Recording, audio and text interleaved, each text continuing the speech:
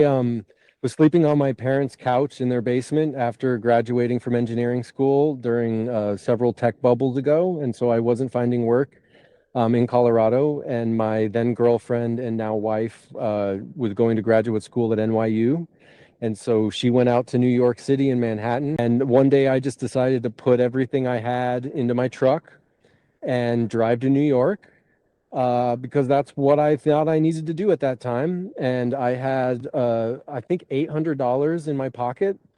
And my dad's business partner said to me, $800 won't get you very far in New York. And my dad said to me, he looked me in the eyes and he said, "You got to go see about a girl," which is a quote from that Good Will Hunting movie. Truck broke down along the way in Pennsylvania, so I was on the road underneath fixing my truck, calling my other buddies, figuring that out, and then I finally made it to the GW Bridge, drove into Yonkers, and then slept on my girlfriend's couch. The next day I just went down to the Yonkers Public Library and I signed up to use one of the computers they had publicly available there and looked on Craigslist for a job, and I came across a job for making artificial hearts with Dr. Robert Jarvik in Manhattan, and he wanted a fresh out of school mechanical engineer who had jewelry making and CNC machining experience.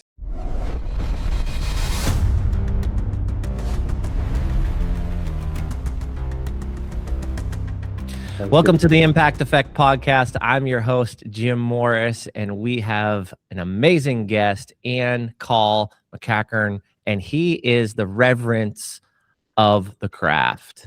And we're going to dive into what that means. We're going to talk impact, life, business. Please help me welcome Ian to the Impact Effect Podcast. Thank you so much for having me. Man, I'm excited to chop it up with you, brother. It's going to be a good conversation.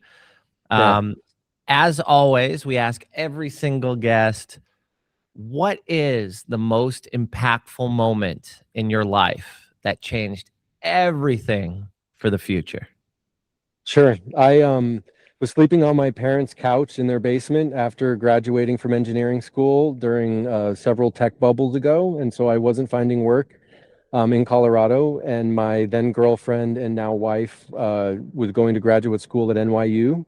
And so she went out to New York City and Manhattan. And then I came back to Colorado and was, like I said, living on my parents' couch in the basement. And one day I just decided to put everything I had into my truck and drive to New York because that's what I thought I needed to do at that time. And I had, I think, $800 in my pocket.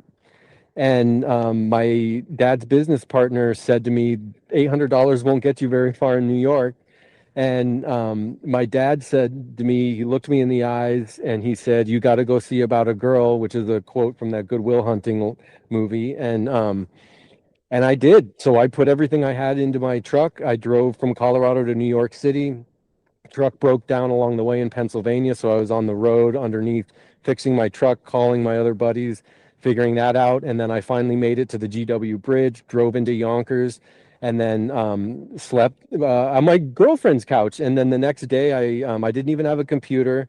The next day, I just went down to the Yonkers Public Library and I signed up to use one of the computers they had publicly available there and looked on Craigslist for a job. And I came across a job for making artificial hearts with Dr. Robert Jarvik in Manhattan. And he wanted a fresh out of school mechanical engineer who had jewelry making and CNC machining experience. And my dad's a master jeweler. My parents ran a jewelry store for 40 years. I grew up in the craft.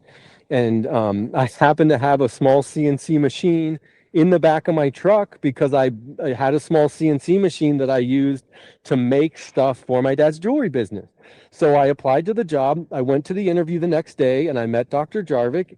And I sat down in his office there in Manhattan, and I knew every piece of equipment in their facility. I knew how to use it. I knew where it came from. I knew why you would use it, and I could start the next day. So he hired me on the spot, and I started the next day. And that was kind of the whole beginning of a very long whirlwind career for me. At the time, I thought I was going to go to race car engineer school. So I was like looking at different race car engineering schools, and I was going to go to that and be travel around the world on a Formula One pit crew or something. Um, but I decided to go and see about a girl instead. And now I'm over 20 years into a really meaningful relationship with my wife and also career that has kind of come out of that one decision. Wow, dude. Wow. That is unbelievable. It's the ultimate moment of taking a large risk. And it's funny because you followed your heart and then landed a job making cards. Like Yes, what? yes. And it was a wonderful thing for my career as well and has been to this day. So, yeah. Wow, dude. Wow. What was it like getting in the truck that day and not knowing where this thing was going to go, not knowing how to create an income, knowing that $800 isn't going to get you far in New York? Like bring us back to that time, that day, that moment. Like what was going through your head? What were you doing? Break it down for us. It's so interesting now that I think back on it. There's so many kind of reasons I wouldn't have gone had I thought too much about it. And especially then, but even now in my life, once I decide something needs to be, that's it. And I had decided it needed to be, and that was before even cell phones. So I had printed out MapQuest directions from Colorado to New York, and I just got in my truck with 4 sheets of paper of MapQuest directions and drove there, and with a lot of unknowns. But honestly, to me, there were fewer unknowns on that path than the path I was on. The path I was on was wallowing in self pity on my parents' couch, no job, no prospects. None of my friends had jobs. There was no opportunity where I was at. And I didn't have any way of knowing where I could get that opportunity. And so for me, it gave me a mission. It gave me a thing that I knew I could do, that if I got to that, I'd be proud of myself and I could go on to the next thing. And it reminds me, my wife and I were friends before we dated. And in college, our senior year, we had a big trip planned for spring break. And we were going to go to Moab and camping and all this river rafting, all these great things in Colorado and Utah. And then we got maybe a month before spring break and we realized, because she went to a different college than I did, we realized that our spring breaks were 1 week apart. And we had planned this whole trip, the whole thing. And this is our senior year. And so what did we do? We took 2 weeks. I skipped a week of school. She skipped a week of school, and we had the trip and the time of our lives. And we both still remember that. And um, there's a lot. I probably could have got better grades on a few classes had I not done that. But I don't even remember what those classes were now. But I remember every detail of that trip. And so it kind of reminds me of that. When my wife and I decide something needs to happen, we do it. Let's go, man. What a powerful message and a story. I think in life, in business, no matter what you're doing, what industry, what level, you own the company, your entry level, like out of all of it, you're going to be faced with your heart, your mind, your soul pulling you one way that may not seem like you have all the answers yet. But I think the biggest mistake you can make is to ignore it or Yeah. not let it pull you, right? Yes. Like you had a ton of reason to go do that. And if you just focused on the risk or not having all the answers, then it wouldn't have pulled you into a life, a career, a marriage that it sounds like you absolutely love right now. You're absolutely right. And it's like in California, they say here with the rip currents, don't fight the tide, swim perpendicular. And it's a lot like that. Don't stop swimming, but definitely don't fight it. Totally, man. Totally. Talk to me a little bit about the progression within that company and how you got to where you are today, because um, of course that impactful moment and applying and getting the job, but I'm sure you had other challenges, other things come up along the way over the last X amount of years. Talk to me a little bit about you land the job and then kind of how has that navigated, and is there any lessons you learned along the way working at that organization? A lot. Dr. Jarvik is kind of famously difficult to work with. Um, And so I used it And as you an think he's opportunity. difficult to work with? Um, I I've figured out how to get on his good side quite easily, but I also figured out early on that my best interests were not always on his mind. Gotcha. And Gotcha. and so I learned how to please him and how to look good in his eyes and look good in the world's eyes and do well at the company. But I also knew well enough to not tie that to my personal beliefs, my personal ego, and things like that, because um, that's the biggest lesson I learned from Jarvik Hart is how to take maybe a place that is a pretty toxic workplace and take the best pieces of that for yourself and carry those forward. And I feel like that's what I've done my entire career is take like the really top 30% of the greatness of every place I've worked and carry that forward to the next place and leave the rest of the toxicity behind. And if you continue to do that, you'll find that you continue to go places where you want to go.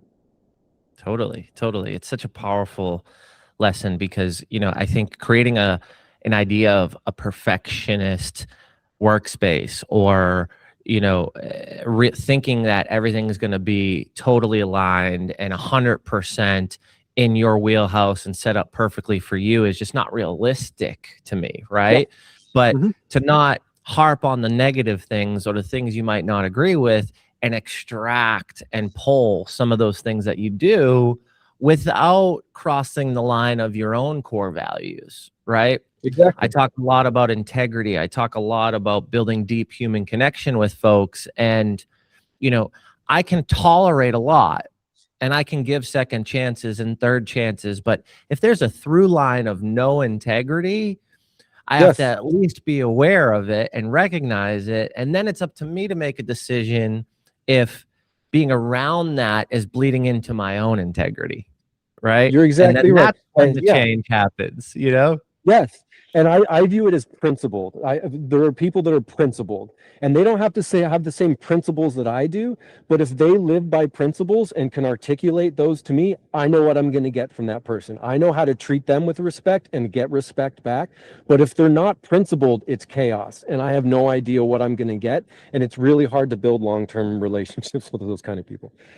Totally, man. I love it. I love it. You're very in tune with who you are and what you value. Where do you think that comes from?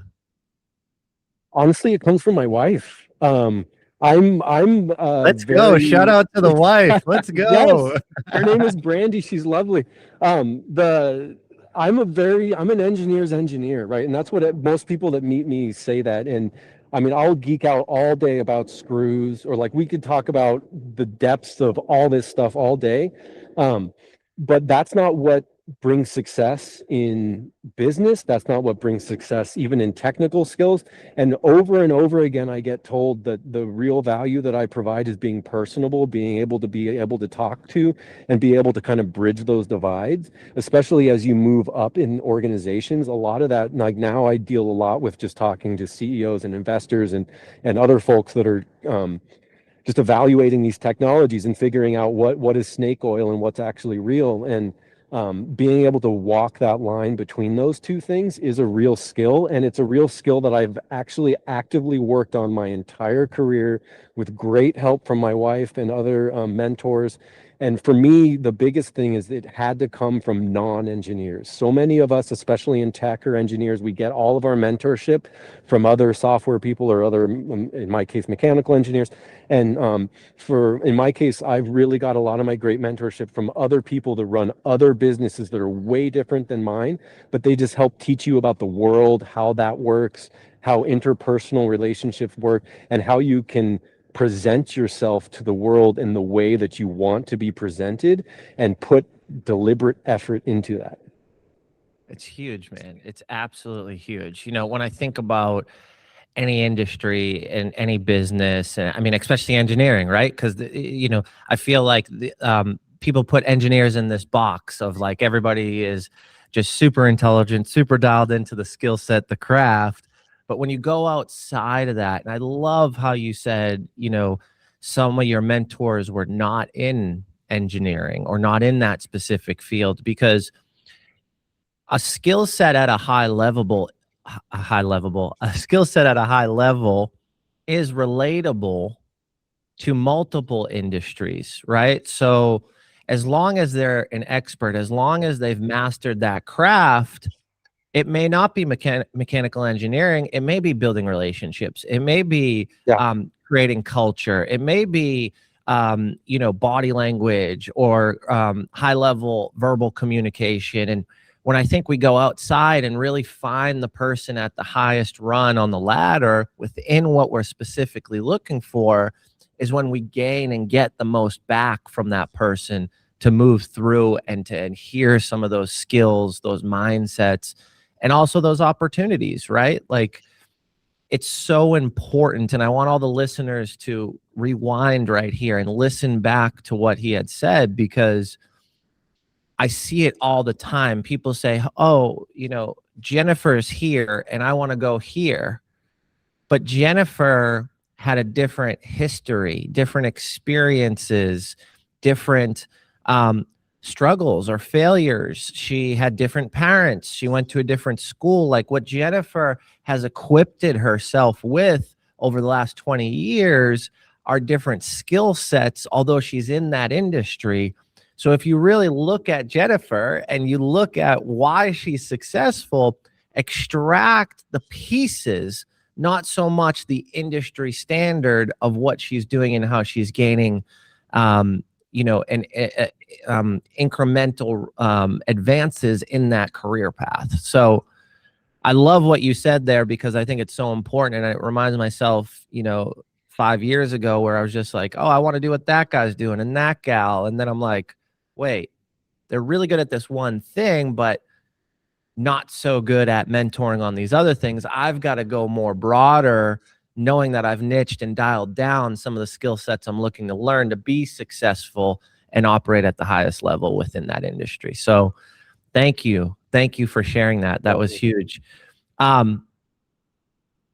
Talk to me a little bit more about what else you've learned, because you're a very dialed in, intelligent human, and it's rare to have these experiences and some of these lessons. And I love that shout out to Brandy. I mean, there's always a queen right next to the king, right? Some say behind, Yes. but I say right next to. So 100%. Yeah.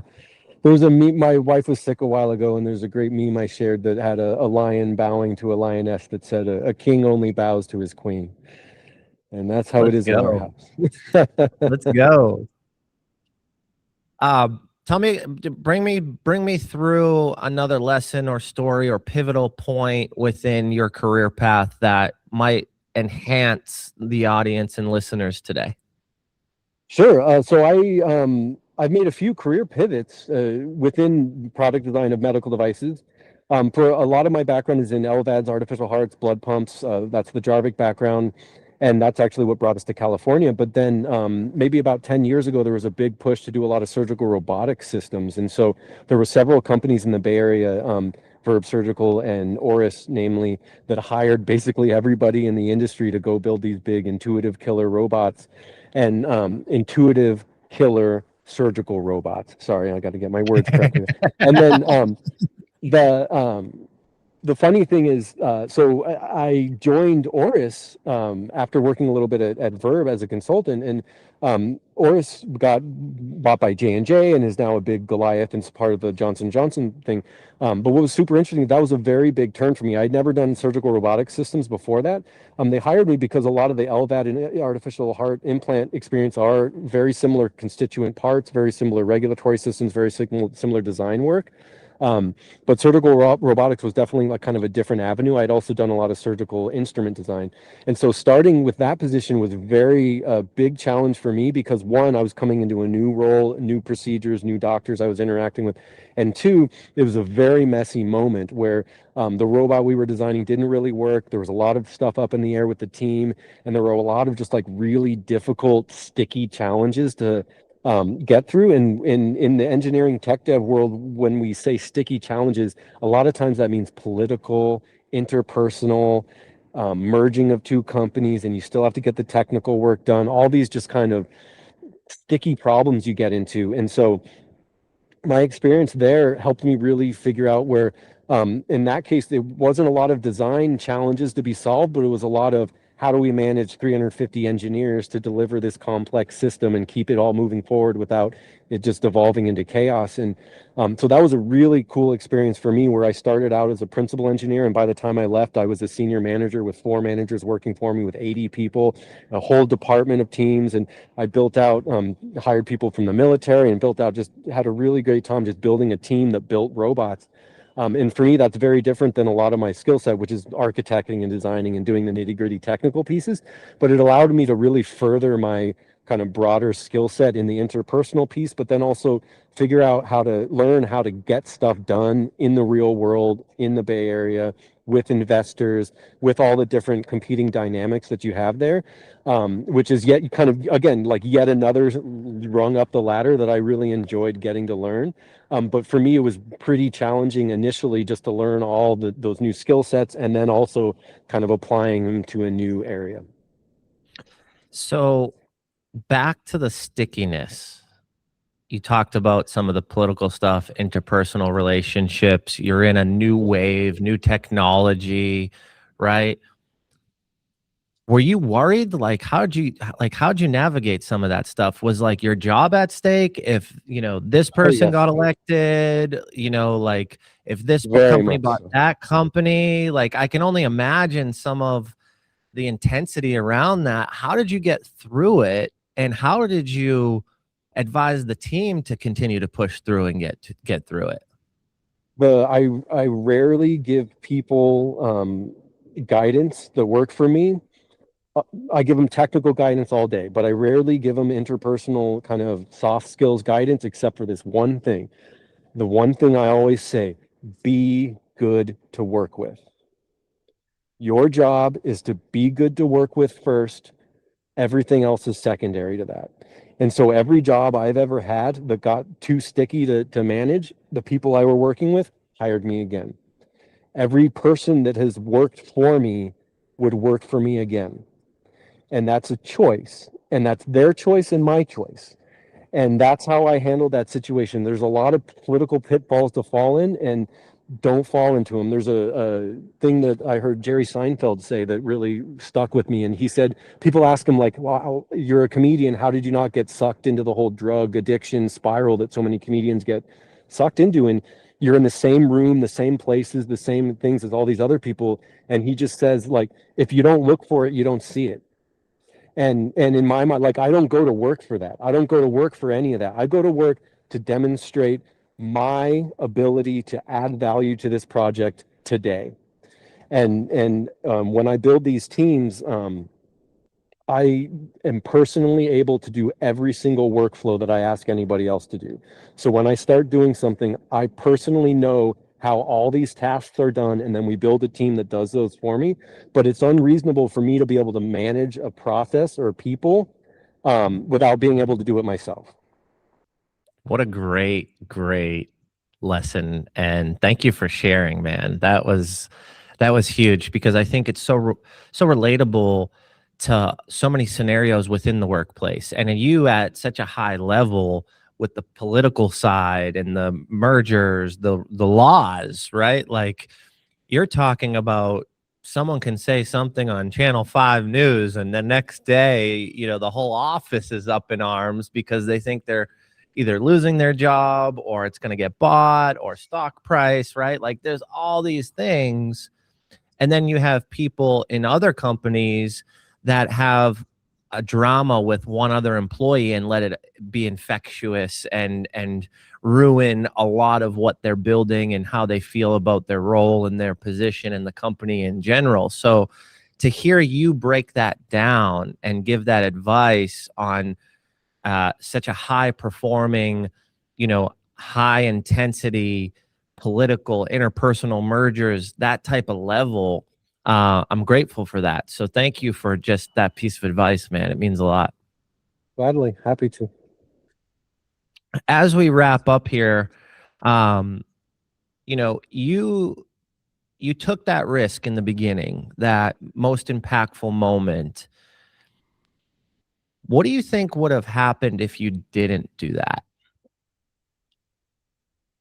I know I think I know for a fact. I have people, colleagues, friends, coworkers, people I went to school with, that um, took kind of the alternate path, and they're very happy and they're doing their thing. But that path wouldn't have made me happy. So Well put, man. Well put. You know, listening to the call, listening to the pull, the tug, it's it's admirable, right? Because dude, you're printing out MapQuest, bro. Like this wasn't even like, oh, let's throw it in Waze or Google and like yeah, I'll no, be there in 17 hours. We're good. Oh, it'll be actually 18. I'm gonna stop and get some McDonald's halfway through, right? Like you had to navigate not only the road, but navigate your emotions, navigate the anxiety that may not be able to produce income initially. Um, go to see about a girl, right? Like who yeah. knows where that could have gone, right? And I'm glad to hear that it went extremely well, and now you're married and that's your queen. Like, but that may not have happened if you didn't step into what you knew was right in the right moment at the Yeah, right time. And I think that is so powerful for everybody that's listening to this episode today, because deep inside you what the right move is. Deep inside you if you need to put one foot in front of the other and keep treading down a path. And whether it's society or social media or your parents or friends or whatever outside force is advising or pushing and telling you not to do it, you still know that you want to do it or you should do it. And, as you were saying that, it reminds me of, 8 years ago, moving from Boston to Nashville, Tennessee, where I reside today. And I remember going to a mentor of mine, and he's like, Jim, don't move to Nashville. Like, you'll hate it. It's not fit for you. I think he even said, it's a shithole. And I just knew that I had to make that move in that moment. And fast forward, it's one of the fastest growing cities. When I moved here yeah, 6 months Nashville's later, cool. it was 102 people were moving here a day. 6 months after I Yeah, moved here, the development, the food scene, yeah, the the music, yeah, hiking. Yeah, yeah, it's unbelievable. The waterfalls. I was just at a waterfall Sunday, swimming around with my friend yes, and taking exactly. photos and doing a hike. And I'm like, man, I could have only imagined if I stayed in Boston, right? And then I'll even take it one step further. I don't know if I could have made it during the pandemic in Yes, Boston, right? exactly. Like Yes, the laws, the restrictions, the vax yes, cards, it was very heightened, where Tennessee was a little bit more in line with my belief system and how I want to understand and navigate freedom. So going back to Boston during that period of time, I walked into my favorite coffee shop and they're like, can I see your vax card to order a latte? And I'm like, what? Um, and I don't know if I could have done that all day, every day for that, year and a half, 2 years in which it was instilled into the community. But I think back of all these situations and realize how important it was to pick up the call, knowing that I should answer that phone and take the risk. And yeah, for me, it was Nashville. I didn't know one person. I didn't have a Facebook friend. I never visited. I don't like country music, right? I yeah. got my apartment on the ride down. So as you're saying to this man, I wanted to, express focus and listen to your story, but you had my mind going like, Oh dude, I no, know yeah, how scary that was. yes. And the important thing is the focus not on the question like, can I do this, but the question is, how am I going to do this? This is what I'm going to do. How am I going to make it work? And what's so amazing, as you were just saying that, like for me, it's hard for me to think about the person I was, because a lot of times I don't even really recognize, like who I am now doesn't really recognize who that person was. And I'm sure you feel very similar now, where like you, like, just hearing you talk about Nashville compared to what your preconceptions of it, what the world told you about it, right? And so now you know these things innately as a fact. So Totally, man. Well, and thank you so much for taking some time to share your most impactful moment, some lessons, some advice with our listeners. I really appreciate you and grateful to have you on the Impact Effect podcast. thank you so much. It's been a pleasure.